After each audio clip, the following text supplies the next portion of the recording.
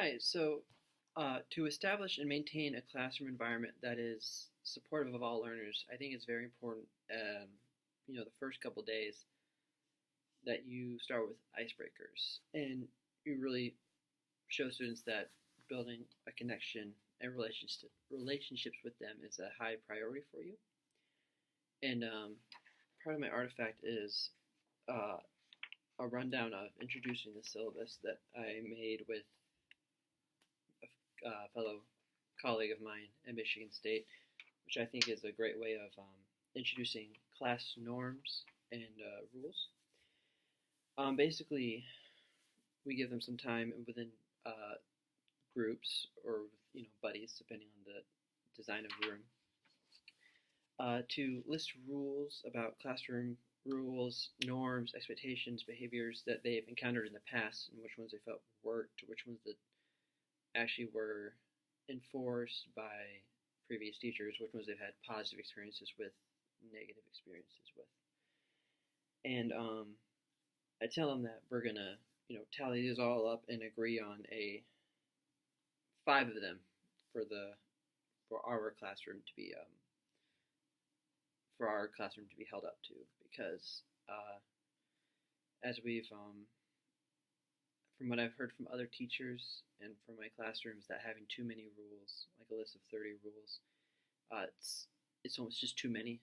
That they just start to tune them out, or even you might not know all of your own rules at sometimes. But if you just have 5 clear ones listed on the board or on a poster somewhere, it's very easy to point out and say, hey, this is something that we all agreed upon. Are you following A, B, C, D, E? And if they have a hand in creating those, right? There's a democratization of the process. I feel like they are going to be easier to have a conversation with about any problematic behavior. Yeah.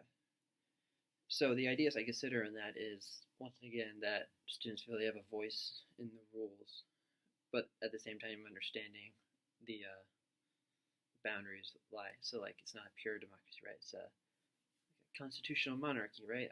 I'm in charge, but it's based on something that we've all agreed upon. So they have to be able to call me out if I'm not doing my share, my responsibility. If I have someone disrupting the learning environment,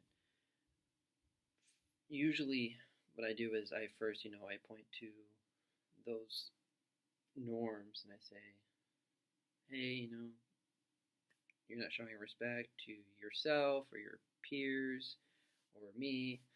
I'm not gonna have this conversation with you right now, but we will have one later. Usually, I don't like to send kids outside, so usually I wait until we're past an instruction point and I pull them aside, because I'm not a lecturer type, so I'm not standing there for 50 minutes. So there's often many breaks where the students are talking to each other, working with another. So it would be during that type of moment where I'd be able to have a good conversation with them about what we need to do to move forward.